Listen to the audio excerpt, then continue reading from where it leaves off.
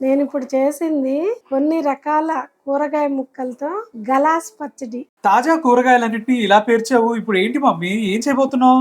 వీటన్నిటితో mixed vegetable పచ్చడి అన్నమాట. రోలు లేకుండా, మిక్సీ లేకుండా పచ్చడి. ఇవన్నీ బాగా ఉప్పేసి 2-3 సార్లు కడుక్కొని కట్ చేసుకుందాం ముక్కలుగా. నీళ్ళల్లో ఉప్పేసుకొని ఇవన్నీ బాగా కడుక్కుందాం. రే, కూరగాయల రేట్లు ఎట్టున్నాయిరా? రేట్లు అయితే మామూలుగా లేవు. బయట ఎండలు అలానే ఉన్నాయి, కూరగాయల ధరలు అలానే ఉన్నాయి.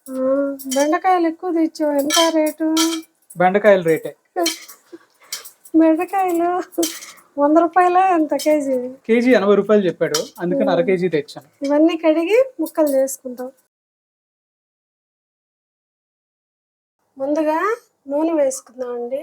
నూనె వేసుకొని ముందు పచ్చిమిరపకాయలు వేసుకుందాం. ఇవి కొంచెం బాగా వేగాలన్నమాట. అప్పుడే పచ్చడికి మంచి టేస్ట్ వస్తుంది. ఈ మిరపకాయలు ఇలా తుంచి వేసుకుంటే పగిలి మన మీద పడకుండా ఉంటాయి, బాగా వేగుతాయి అన్నమాట. ఈ విధంగా మిరపకాయలు వేగినప్పుడు పచ్చడి తినే కొద్దీ తినాలనిపిస్తుంది, చాలా రుచిగా ఉంటుంది అన్నమాట. ఇప్పుడు మనం వంకాయలు వేసుకున్నాం. వంకాయలు కూడా ఒక నూనెలో వేయించుకుంటే బాగుంటుంది. ఇప్పుడు కొంచెం కరివేపాకు, టమాటాలు, దొండకాయలు అన్నీ వేసుకున్నాం అన్నమాట. అట్లాగే దోసకాయ ముక్కలు కూడా ఇప్పుడే వేసుకోవాలి.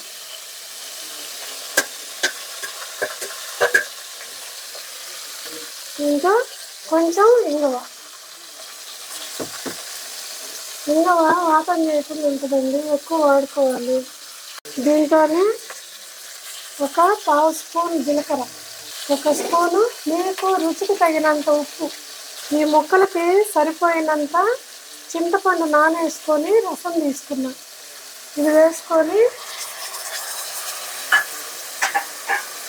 కొంచెం కలబెట్టి మూత పెట్టి ఉడికించుకోవాలి. అన్నీ వేసుకున్న తర్వాత ఇలా బాగా కలబెట్టి కొద్దిగా మంట తగ్గించి ఈ నీళ్ళల్లోనే ఇవి మెత్తగా ఉడికించుకోవాలి. ఇదిగోండి, ఇలా మనం పోసిన చింతపండు రసం అయిపోయింది.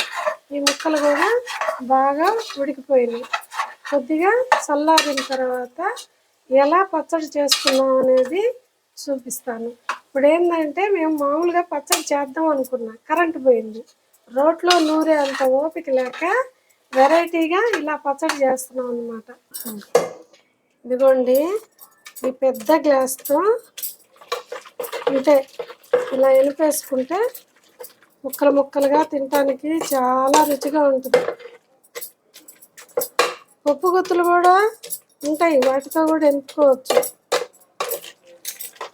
అది కాకుండా నేను ఇది చాలా వెయిట్గా ఉంది, రోకల పంటలాగా ఈ గ్లాసు, అందువల్ల దీంతో ఎనుపుతున్నాను అన్నమాట. మీరు ఒకసారి ట్రై చేసి చూడండి. ఇలా అన్ని రకాల ముక్కలతో మిక్సీలో వేసుకున్నా, రోట్లో నూరుకున్నా చాలా బాగుంటుంది. నాకు ప్రస్తుతం ఇది అవైలబుల్గా ఉన్నందువల్ల ఇలా చేస్తున్నా. ఓకేనా? అయిపోయింది పచ్చడి, నిమిషాల్లో పచ్చడి అన్నమాట.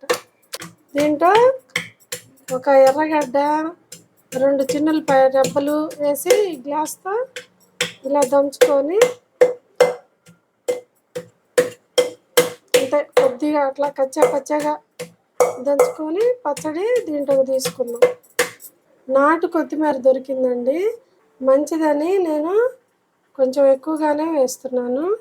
కొత్తిమీర వాడటం వల్ల హెల్త్కి చాలా మంచిది.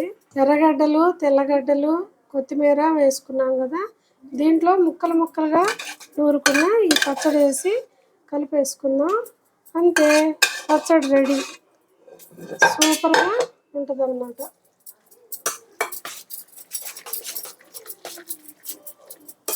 పెద్దగా కష్టం లేకుండా అన్ని రకాల ముక్కలతో ఇలా పచ్చడి చేసుకొని వేడి అన్నంలో నెయ్యి వేసుకొని తింటే చాలా బాగుంటుంది. సద్దన్నంలో కూడా చాలా బాగుంటుంది. ఓకేనా?